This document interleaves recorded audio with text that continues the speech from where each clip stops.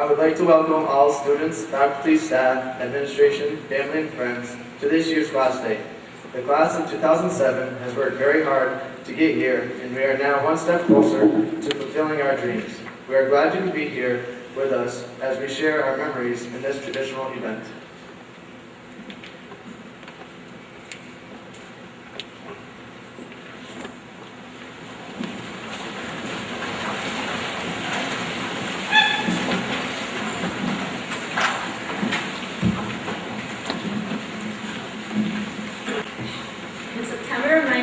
The class of 2007 began kindergarten with Bradley Lehman.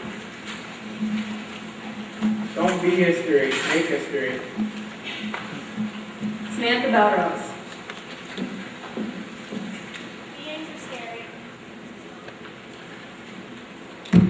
Beginnings are scary and endings are sad. It's the middle that counts the most. Kenneth Boyer. You'll enjoy the pain almost exactly proportioned to the effort you put into it. Nicholas Boyer.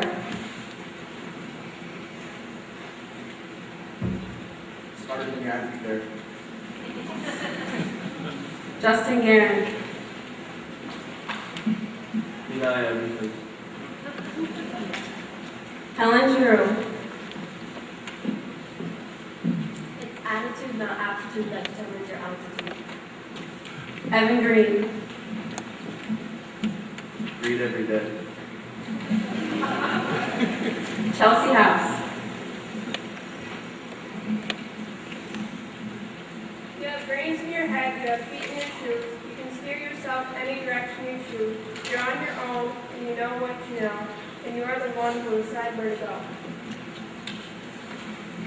Caitlin Howley.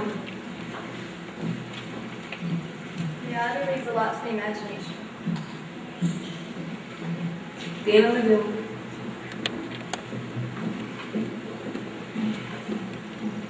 You might be laughing a bit too loud, but that never hurt no one. So I'd rather laugh with the sinners than cry with the saints. Tanya Langto. Everything passes, everything changes, just do what you think you should do. Ashley Levine. Disappointed if you fail, but you're doomed if you don't try. Alexander Navarre. If you know where to stand, then you know where to land, and if you fall, it won't matter because you know that you're right. Samantha O'Hagan. Be true to your work, your word, and your friend. Matthew Osher. Some of my worst conversations in my life started with license registration. Jeremy Reynolds. Keep your friends close, but keep your enemies closer. Will Souza. It's not illegal unless you get caught. Jacob Spiegel. I can resist anything except temptation. Jordan Spiegel. Jay can resist anything except temptation.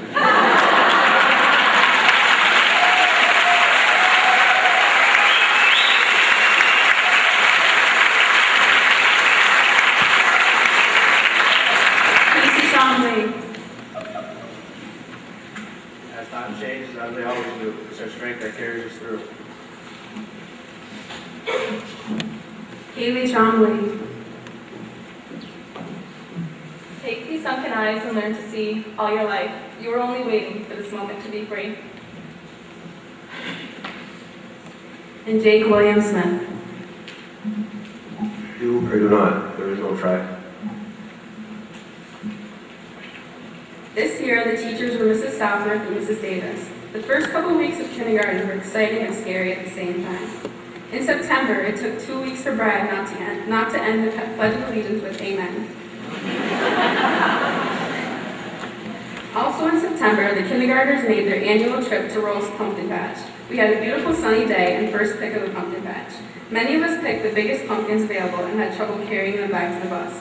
Others took all day to pick out a pumpkin that fit their expectations. In November, we celebrated Thanksgiving with our annual invitation for parents and relatives to join us for the cafeteria holiday dinner. Our class had 46 guests signed to come up, an incredibly large number. It was crowded but a wonderful day. We had fun making name cards and treat cups for each place setting. Matt Osher had 4 generations here to share lunch with him. In May, our class had 100% participation in the Parents as Reading Partners program, which is pretty impressive as kindergartners. We won first place among K through 6 students and were treated to a pizza party. This was very exciting for us. We devoured 4 whole pizzas. Caitlin and Kenny served as crown bearers for the junior prom this year. This was a very exciting event for everyone, not just Caitlin and Kenny. Many of the girls still remember the pretty dress Caitlin got to wear. In June, Mrs. Osher surprised him by coming to school dressed in her clown disguise for his birthday party. She helped us make balloon beads and face painted each of us. Everyone had a great time. Our first grade teachers were Mrs. Goodrow, Mrs. Olin, and Mrs. Arthur with combined first and second grade classes. This year, many students began to lose their teeth. There was a chart on the wall shaped like a mouth, and every time someone would lose a tooth, a paper tooth would be inserted into the mouth. This was very disappointing to many students who hadn't lost any teeth yet. During March and April, we fertilized eggs in the incubator in Mrs. Goodrow's class. We had 12 eggs, but only 2 hatched. It was one of the most exciting times of the year, especially being able to watch them hatch. Every student had the chance to rotate the eggs and eventually feed the baby chickens. We named the 2 chicks Fluffy and Rosabelle. Alex was the proud owner of Rosabelle until she accidentally fell into his pool one day and didn't survive. Rest in peace, Rosabelle. Jeremy was a little promiscuous, even at the tender age of 7. One day during story time, he leaned over to Kaylee and said, "Hey Kaylee, do you like my wiener?" Mrs. Goodrow felt Jeremy needed to keep his comments more appropriate and had him spend playgrounds inside with his head down, thinking of more appropriate ways to express his feelings for poor Kaylee. Jeremy didn't really get the hint, as he spent much of the year trying to kiss various girls as often as he could. This year, Alex was also in love with Tanya and Sam O'Hagan, along with every other girl in our class, it seemed. Since they all rode the same bus, he would try to kiss them on the bus ride home every day. One day, Sam had enough and smacked him right across the face. Alex didn't get the hint and continued to chase after his 2 classmates. Our play this year was called It's a Jungle Out There. It was our first official play since the kindergarten gym show. Our favorite song was called Party Animals, and we were all obsessed with our costumes. Many of us were dressed as cheetahs and jaguars. In June, it became very hot and humid. After outside playground, Mrs. Goodrow would let Justin, Will, and Jordan dunk their heads into the faucet to cool off. They always got a bit carried away and looked like they had just taken a shower. Jacob was the computer math whiz of the class. He became an expert at the game Treasure Math Storm. Jacob was very proud of his accomplishments, and many of the other students were incredibly jealous of him. Sam Belrose was Mrs. Olin's teacher's pet, for lack of a better term. She was extremely affectionate toward Mrs. Olin, but often got in trouble for talking out of turn. Sam often got to be the announcer in class activities and was determined to be a teacher when she grew up. This year, our class also made a book about our memories in first grade. Each student was able to take a survey about our favorite color, birthday, and TV show. Ashley ended her survey by saying, "I like myself because I'm pretty." Alex was proud to say that his favorite TV show was Baywatch. I will now turn the reading over to my friend and classmate, Jordan Spiegel.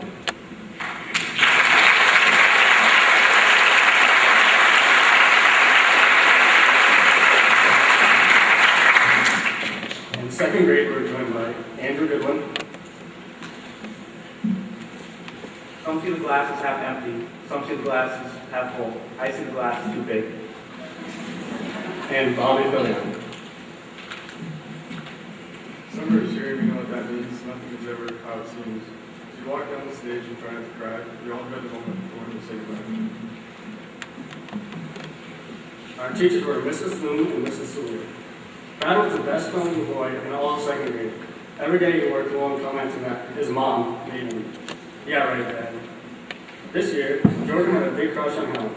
He even got her a ring on his family vacation, which was a big step for a second grader.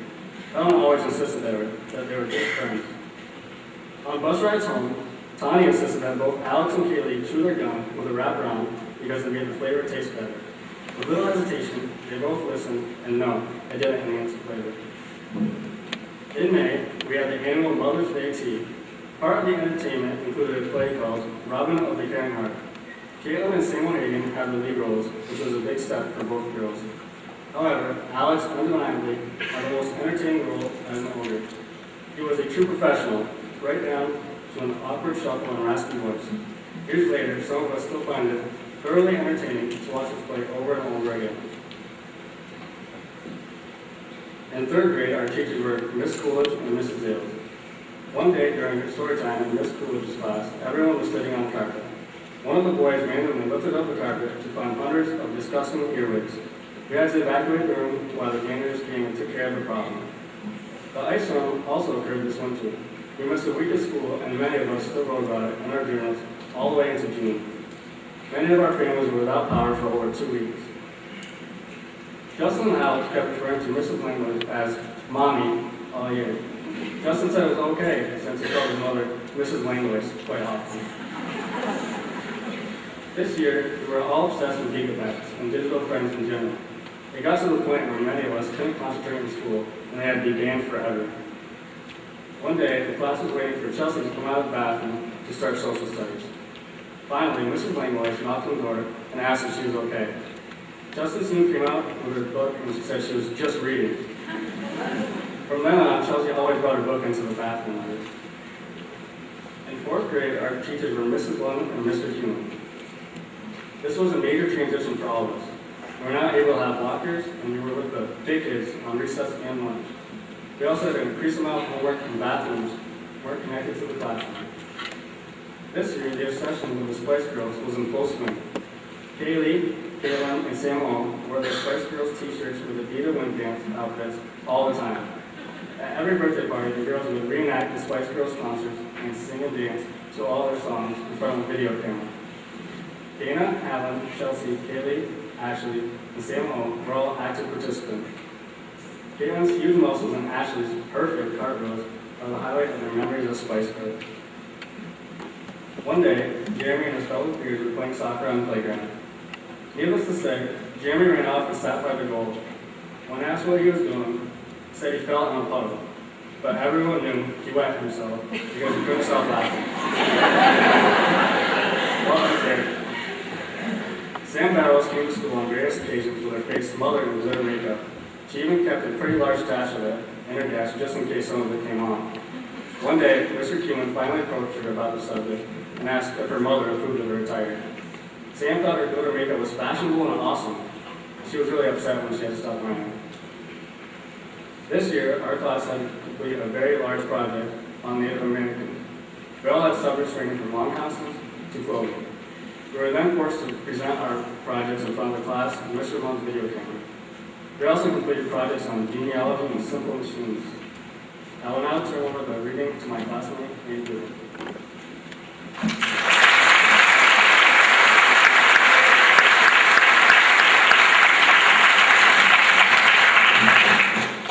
In fifth grade, our teachers were Mrs. Rovers and Mrs. Arthur.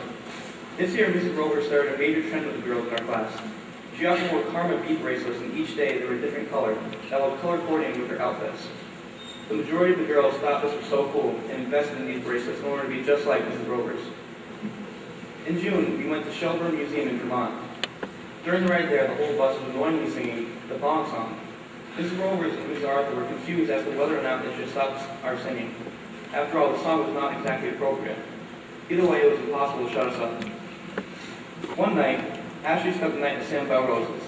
Ashley claimed that she made breakfast all the time and told Sam that she would make pancakes in the morning. However, Ashley wasn't telling the whole truth.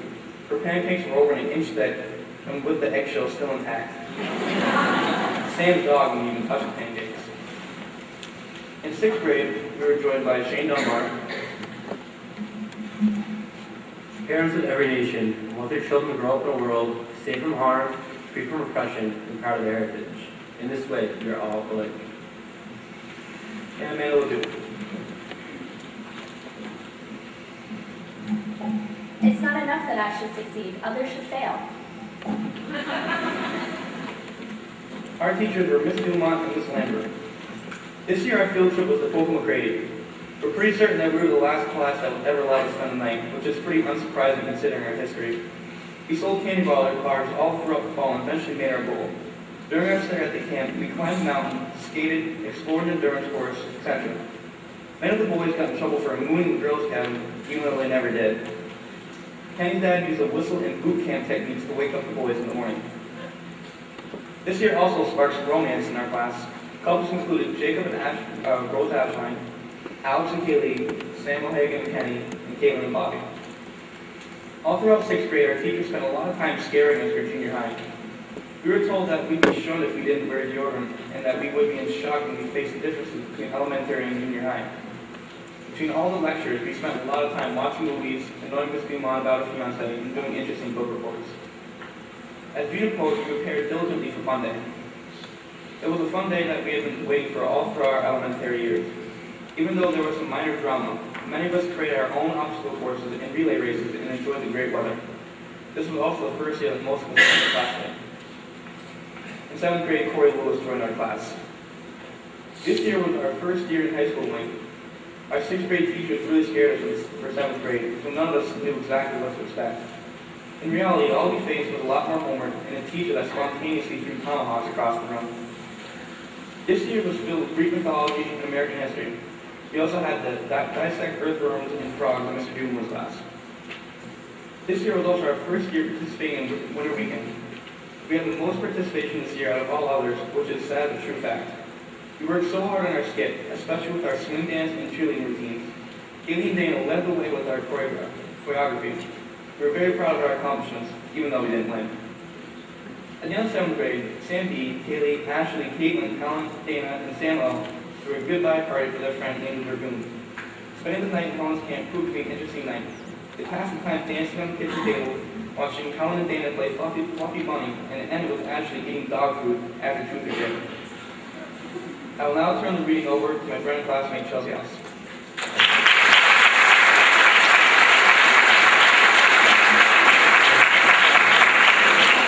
In 8th grade, we were joined by Elizabeth Holzberg.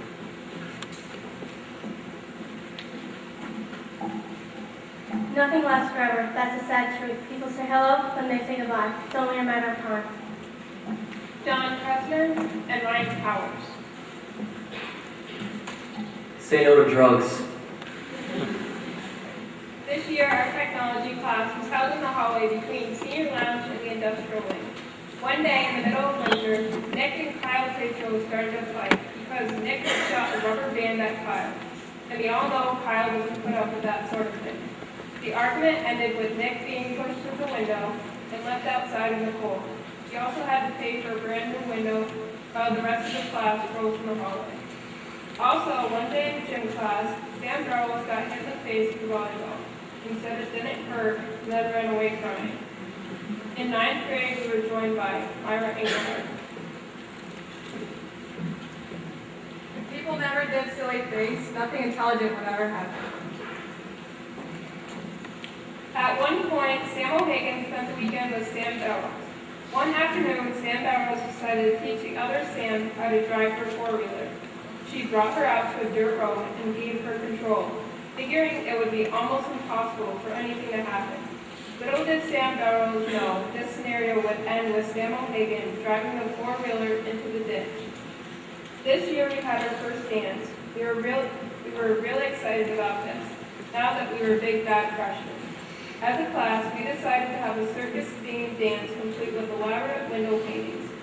Little did we know that the paintings would be really stubborn when it came time to take it off.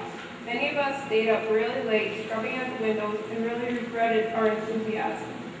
This year, Dana and Helen were really obsessed with their Ouija boards. They made up stories about the ghosts that lived in their houses, complete with names and characteristics. Many of their fellow classmates easily believed them, which started a trend of ghost stories. In 10th grade, Jordan and Kaylee were lab partners in biology. One day we had to complete an experiment using live goldfish. This involved adding warm water than ice to the fish bowl to observe changes in gill movement. Mrs. Moore insisted on adding more ice, which led to the poor goldfish going into shock. When the experiment was over, Kaylee went to put the goldfish back into the aquarium. When she realized that they had killed the fish, both Kaylee and Jordan still feel bad about it to this day. This is our first year of having Mr. Cross as a teacher for global history. At first, many of us were really intimidated by his strict methods of teaching and love for Metallica. But in the end, he turned out to be a great teacher that was always in a great mood on Fridays. One day, he accidentally wore 2 different shoes, and we immediately noticed. Of course, sadly, Mr. Cross will never live this down. Can do was also our slogan when it came to passing the reasons. I will now turn the reading over to my friend and classmate, Myra Engelhardt.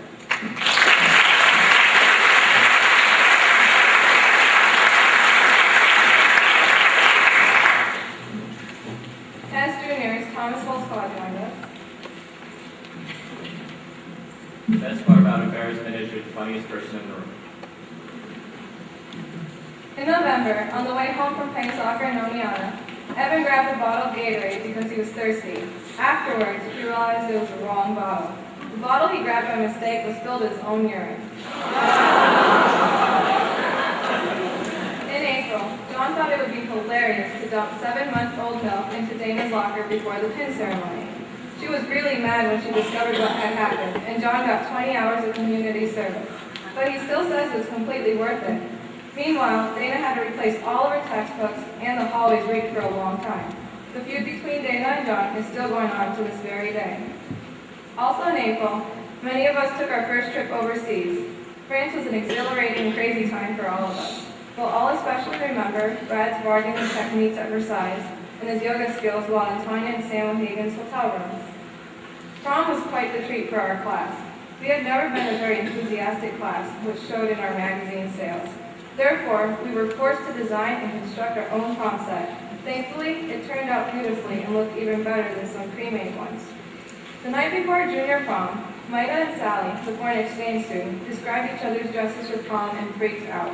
Sally had a blurry picture of her dress, which seemed to confirm that they had the same dresses. However, that wasn't the only problem. They were going to the same restaurant. Caitlin suggested for one of them to wear gloves, while everyone else tried to help her. At prom, they figured out that they were freaking out over nothing, because it turns out that their dresses weren't even remotely the same. At the very end of the year, Mr. Dumoulin decided that it was time for some chaos to occur between Mrs. Moore's class and his physics class. The physics students thought they were going to have another day of normal class when Mr. Dumoulin randomly announced that they were going to do something special. The physics class was strategically prepared, and sadly, the chemistry class was not. The physics students bombarded chemistry class with buckets, glasses, and garbage cans of water. Not only did they ruin yearbooks, but also angered a lot of chemistry students. Brad Beeman retaliated by pouring vinegar all over Andy Goodwin and shattering a vase. Unfortunately, this is never going to happen again. The vinegar temporarily blinded Andy, and we got in a lot of trouble for practically flooding the hallways. I will now turn the reading over to my classmate and friend, Kaylee Trombley.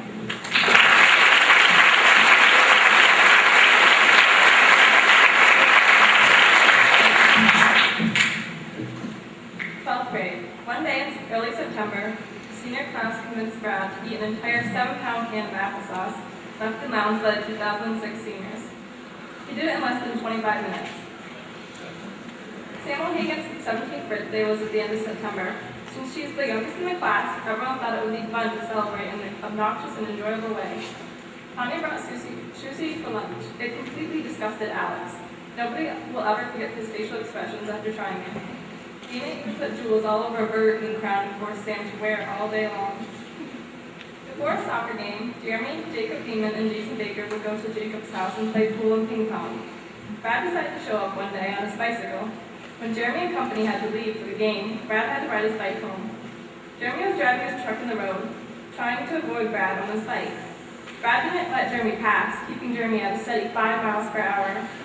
Jeremy found an opportunity to pass Brad, and as soon as he did, Brad veered in front of him, ending with Brad kissing the tarmac and Brad's bicycle all bent up. Jeremy drove away. Ashley was using the sink in chemistry lab when she told Mr. Doomlin the cold water wouldn't turn off. She showed Mr. Doomlin that it wouldn't turn off. Mr. Doomlin checked it and turned off the hot water tap. Throughout the first semester, Jacob decided that lounge was his new locker. He would keep all of his books littered around the room and claimed that it was easier for him to get to class that way. One day, the group of people got fed up with Jacob's habit and hid his books in the ceiling tiles. Jacob went without his books for quite a while, until he started to whine about it constantly, so the group took them down from the ceiling. During 7th period lounge, many seniors noticed Mrs. Baldwin using a pencil to keep the door propped open while she went outside to her car. Several days in a row, they proceeded to send John to remove the pencil, blocking her outside. After several minutes of knocking, John would let her in, pretending he had just happened to be passing by. Yes, Mrs. Baldwin, it was us. Early in the year, many of the seniors had the pleasure of attending the recreation of the play Antigone. Since Nick, Ryan, and John didn't like Antigone, they left English to go to class break so Ryan could pick up a new video game that he needed to have. They got 5 weeks of punishment, along with ISS. Ryan still thinks that was worth it and he loves his game. During winter weekend, the class was in a dilemma. When aren't we? Jeremy decided to quit on the day of talent show due to a serious illness. Since he quit, so did Brad. Apparently they cannot do anything without each other. Shane, Jordan, Sam Hagan, John, Justin, Alex, Will, Maida, Haley, and Chelsea had to come up with a talent show script within a couple of hours. Jordan was really excited about wearing a suit and pretending to be Bob Barker. Our class is the definition of procrastination. Jeremy would like everyone to know that he was seriously and severely ill. During senior play practice, the seniors took a trip to residence while looking for costumes. Everyone was in awe of the awesome retro furniture and fireplace. It was like a blast from the past. Justin decided to light a match and then left with a bunch of classmates. Mrs. Brown could smell the match and searched the building with a few of the students. After a long search, the match was found and the search for Justin continued. On the actual day of our senior play, we played hide and no seek. People were hid and were never found. It might have shut the stage calls after we ran away. Someone told the boys that it was okay to blow donuts in the school parking lot after the cars were gone, so they spent 20 minutes or more fooling around in the parking lot. Not long after they decided to come in and eat, the police showed up after a neighbor complained. While everyone else was getting prepared for the play, Jeremy and Brad decided to sing along with WOKO by using a microphone, stage, and amplifier. The rest of us were given a free concert while we worked. During 6th period study hall one day, Ryan, Jeremy, and John went into lounge. Jeremy dared Ryan to fit his entire body through the stool. He put the stool over his head and walked around the halls, not knowing he was actually stuck. As Ryan walked into the library for help, Mrs. Foster told him to bend over, and she yanked the stool off his chest and over his head. Ryan would like to personally thank Mrs. Hostler for her help. One day, Jacob decided to sing and dance. He got up off the couch and shook his butt in Lizzie's face while singing "Hips Don't Lie." Lizzie did not enjoy this experience as much as Jacob. She closed her eyes and proceeded to chant cast spells on them. To this day, we do not know what she was saying. In April, Dana was forced to drive home and change for a formal picture. She pulled into her driveway and went into her house. However, when she came back outside, the car was nowhere to be seen. Little did she know, she had forgotten her car in the park, so it rolled down her driveway, across the road, and crashed into the neighbor's porch. Thankfully, nobody was hurt. Andy had the entire AP Literature class laughing hysterically one day when he presented his opinion on the novel Animal Farm in PowerPoint form. Somehow he incorporated The Matrix, Arnold Schwarzenegger, Chuck Norris, and Ronald McDonald into his presentation. It didn't make any sense, and at some points Andy couldn't even conceal his laughter. Also in AP Literature, we often had surprise visits from Casey.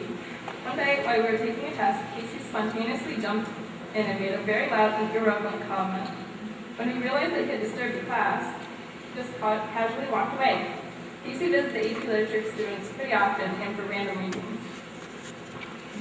On May 31st, we went on our senior trip, whitewater rafting on the Hudson River.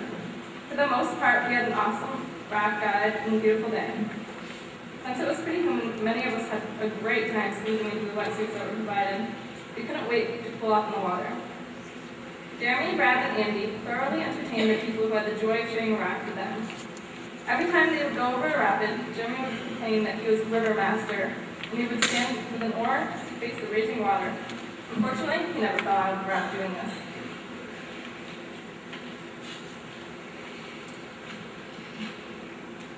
Justin seemed to think that he was a professional at rafting. Towards the end of our 17-mile journey, he decided to sit on the front of the raft after the guide told him not to.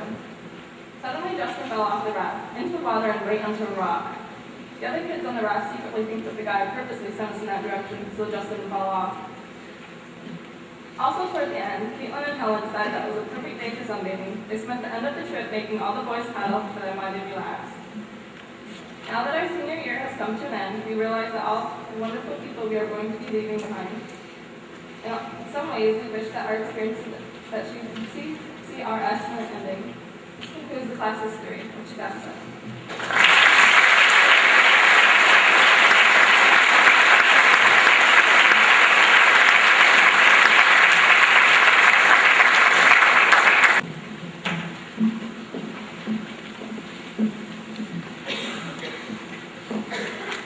A long way to go. As we step over the threshold of the door we leave today, we look at all those we leave behind and struggle to find a place to stay. To the parents who loved us and always will, and the teachers who supported us and tried to teach us still, we leave you all fond memories of us, as we will take memories of you, and bestow upon you our trust, a gift we bestow upon you. Although we are not all leaving, we know things will never be the same, and our only request is to please remember our name. Remember the laughs we shared, and all the tears we cried. Remember the challenges we dared, and all the dramas we survived. Look upon us today and know that we can make it if we try, but we still have a long way to go. So for now, we say goodbye.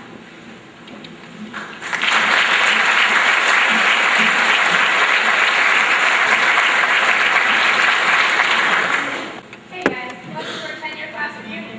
Where is everybody? It's just us 6, I guess. Where is everybody? Who knows?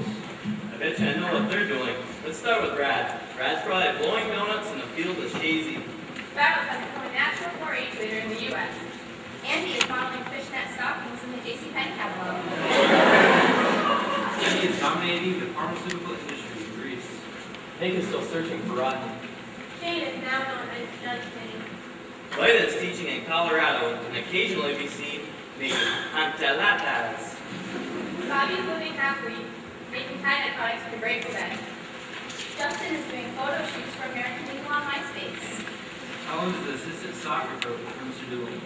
Evan is waiting for Mr. McCall to retire so that he can take his job. Thomas is still making coffee pyramids at Riley. Chelsea owns and operates the Psychologist R. Us Jane. Caitlin is spending all of her lottery winnings on napkins. Kreisman is still working on evil Popsicle stand-up. Dana is working as a nurse in Buffalo and raising 10 children. Amanda is leading her own revolution. Tanya is waiting for the doorbell party to sing the last unicorn. Ashley is working for Crest in competition with Kaylee. Nathan is operating his own automotive shop in New Hampshire. Samuel Hagen is working at the UN as an ambassador to Togo. Matt is opening his own garage. Ryan is still playing video games. Lizzie has her first book published, which is becoming a bestseller. Jeremy is peeling out in the state trooper car.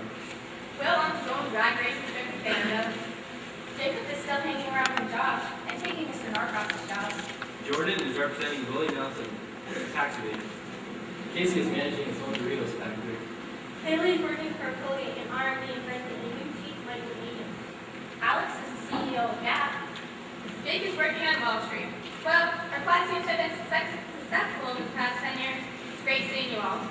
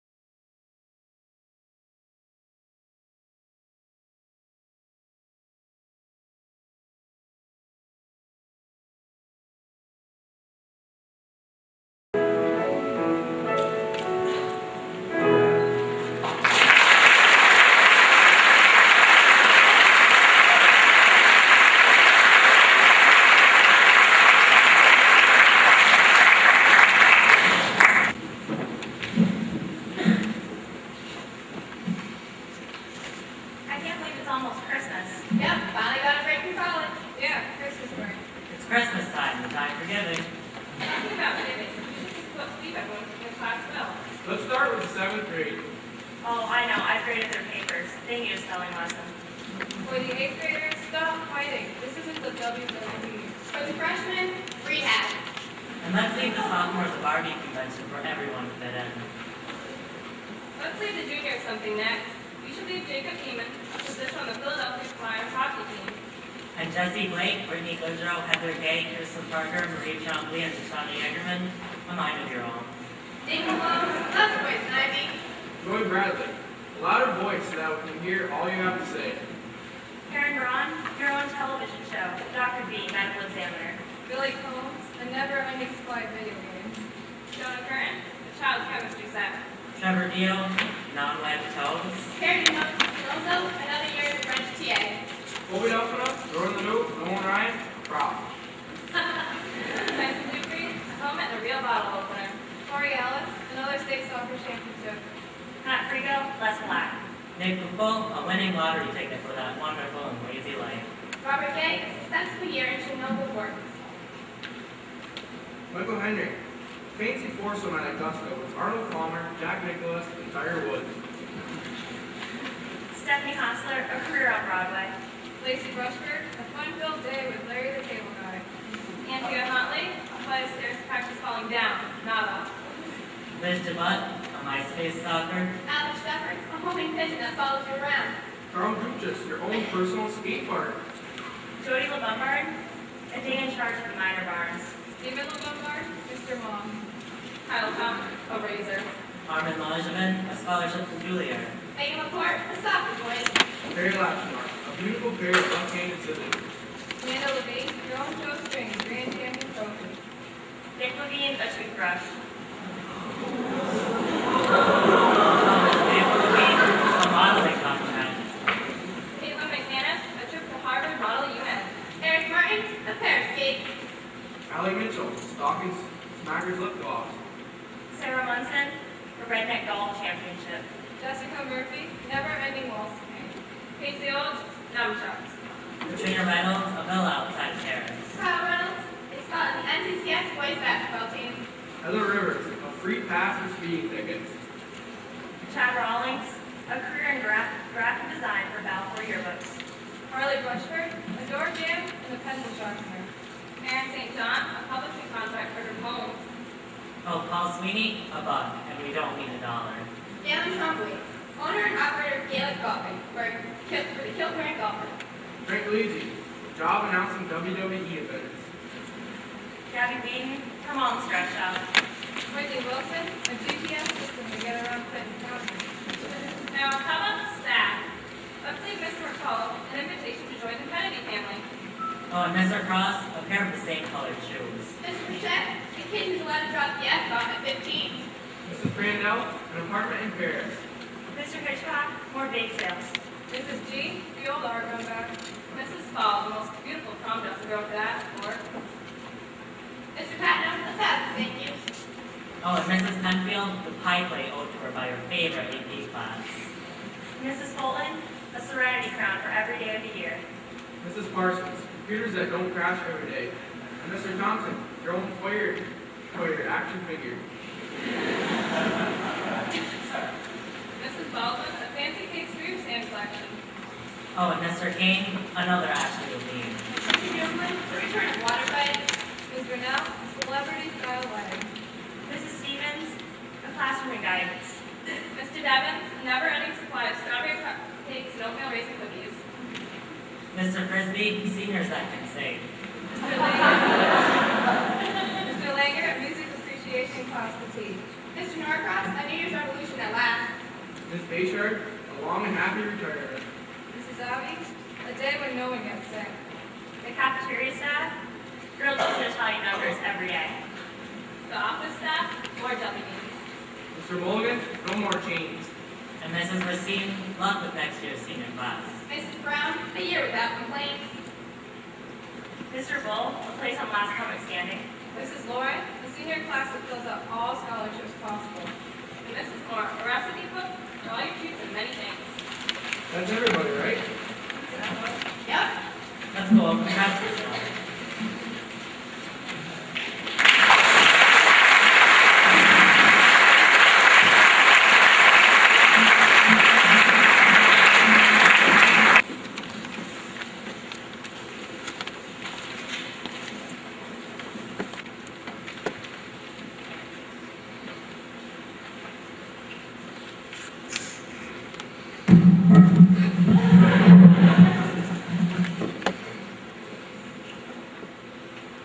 going to take a while.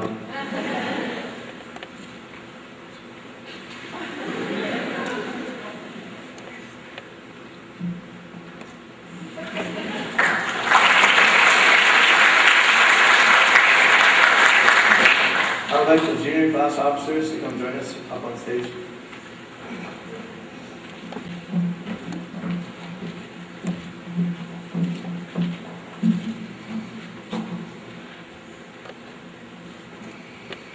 To the president of the upcoming senior class, I present this gavel to show your authority.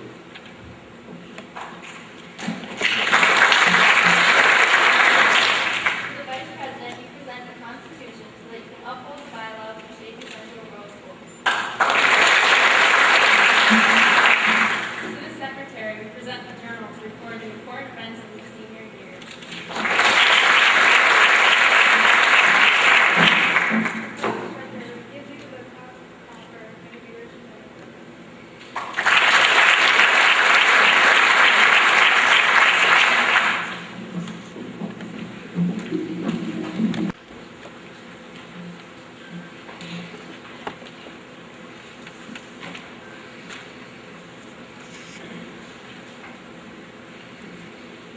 As the junior class president, it is an honor to address the 2007 senior class on Class Day, which is so rich in tradition at Chazy Central.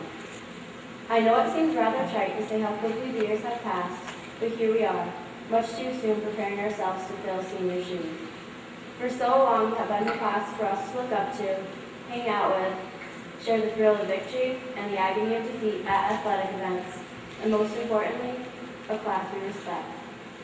Each and every one of you has left an imprint at this school, especially on the junior class and myself. A short poem by Dr. Seuss may give you a little encouragement. You have brains in your head, you have feet in your shoes. You can steer yourself in any direction you choose. You're on your own, and you know what you know. You are the guy who'll decide where to go.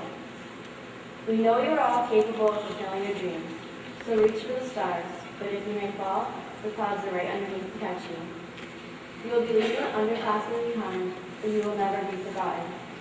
The examples you have set for us have been inspiring, and we are honored to have followed in your footsteps for the past 12 years. As stated by Anthony J. D'Angelo, wherever you go, no matter what the weather, always bring your own sunshine. We will miss seeing familiar senior faces walking in the halls when we return in September. It will not be the same without you.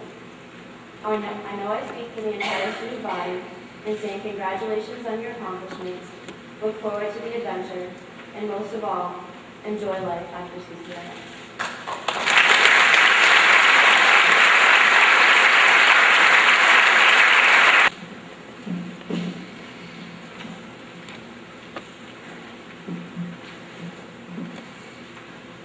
As we think back on the past 13 years of our lives, we recollect some of the most memorable moments we've had together. In kindergarten, we cried about having to stay at this big, scary place with a bunch of kids we didn't know. Now, as seniors, we cry about having to leave these same kids. From crayons to countdowns, we've been waiting for this moment with high anticipation. But as the end of our time at CCRS has gotten closer and closer, we are beginning to realize the reality of the situation. Our high school years are over. Our varsity sports careers, our clubs, our special traditions are ending. We will be on our own now. We won't have patient teachers to listen to us whine or help us work on projects after hours when we put things off too long. From this point on, we really are the big kids.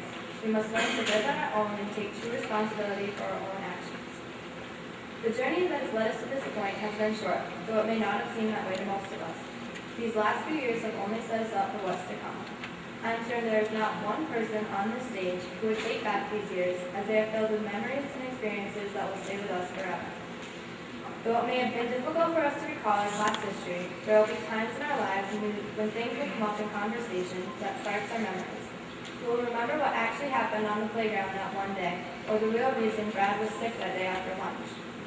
A few years from now, we may not remember the pet mouse we had in lunch, or the interesting inventions we made for the science fair, but we will remember some minute detail about each person sitting with us on stage today. And that's when we will know these memories are special, because as someone once said, it's not where you are that matters, it's who you're with. In the years to come, no matter where we go or what we decide to do with our lives, we must always keep a place in our hearts for the people we are saying goodbye to today. Eventually, we'll wonder what all those people we haven't seen in forever are up to. That's when we will realize how important this place was to us. As we sit here and think about how excited we are for this journey to be over, remember the good times we've had together, all the lessons we've learned, experiences endured, and realities encountered. This place is at home and always will be. It will be here whenever we need it to be. This place will never forget us, as we will never forget it, no matter how much our lives change. As we leave today and step out of this auditorium, we are changed individuals. We are no longer in high school. That journey is over, and all the adventures leading up to this moment are our past. And even as we feel sad or excited, or both at the same time, we remember what is to come. We now have to be ambitious and ready for a whole new life. Even those of us who are not physically leaving this place are changed. Our lives are going to be very different. But that is not necessarily a bad thing. Now is your chance to be who you want to be, to experience things we've only done well. This is our chance to change and grow, even if it's just our own. Things are not always going to be easy. Everyone will hit a rut at some point, but that's just when we'll have to push harder to succeed. We are all in this together. Right now, each of us sitting on the stage has the same thought going through our minds. Where do I go from here? But only one person can answer that question, and that one person is you. We must each find the answer for ourselves. The future is ours to do it as we choose. Don't just stare at the steps, start to climb them. We are the only people who know where our life will go, and we will have to push ourselves if we are going to get anywhere. Remember, distance is nothing. It's the first step that's difficult, and if we aim at nothing, we'll hit it every time. Though these thoughts may be a little overwhelming, it's life. Never give up on things just because the road gets tough. When the pressure begins to build, remember the inspiring words of the clever Dr. Seuss. There are so many things you can learn, but you'll miss the best things if you keep your eyes shut. I would like to thank all of my friends sitting on stage with me today, and those who could not be sitting here today, for one of the best high school experiences one could have asked for. I wish you each the best in your futures. I hope you stay happy pursuing your dreams. You will all do great things, and I will miss each and every one of you for a different reason. And as sad as it is to say goodbye, I am more than happy to have had the opportunity to share this journey with you. So please, keep one last thought in mind when you step off this stage. Don't be afraid of going slowly, be afraid of standing still.